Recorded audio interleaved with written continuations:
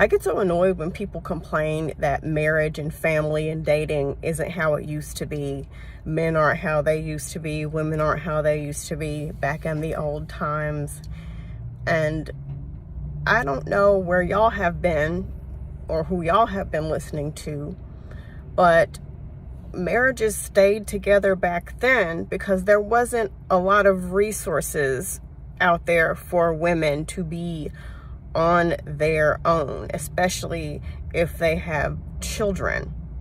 And it was highly frowned upon to get a divorce and break up your marriage. And even in 2023, today, people still have that same stigma behind breaking up a family or getting a divorce.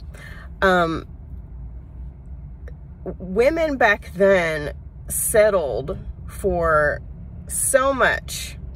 They settled for so much because they couldn't own property.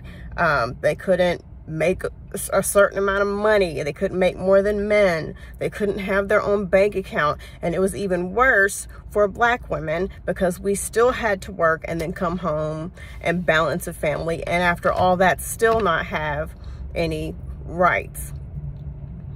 A lot of families back then, because of the fact that they got together for religious reasons or for amplified societal pressure, they were not happy.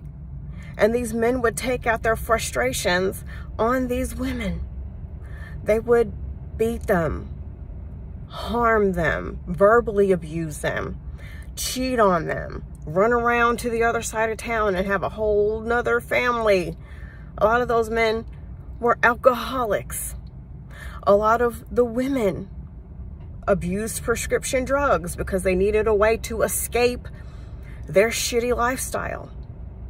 A lot of those women neglected and abused their children because they were so depressed because of everything that was going on that they would just fall into, a waking coma and just be on autopilot, and they just were not capable of loving their children, or they would abuse their children because they had to take out the anger and the rage on somebody for the fact that their life ended up the way that it ended up.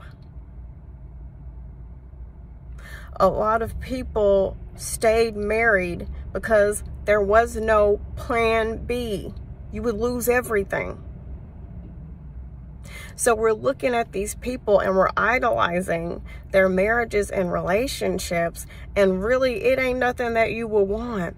And I hear all these funny stories, I don't think they're funny, of women bragging about, yeah, my granddad cheated on my grandpa and she hit him with a baseball bat. I guess.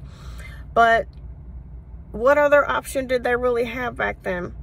They had to beat that man into acting right, because where were they going to go if they left? So they had to have what someone once called a tolerable amount of unhappiness, I guess, so that they can get by in life and go through their day to day without losing their minds. And that's why you see a whole generation of adults who no longer have contact with their parents.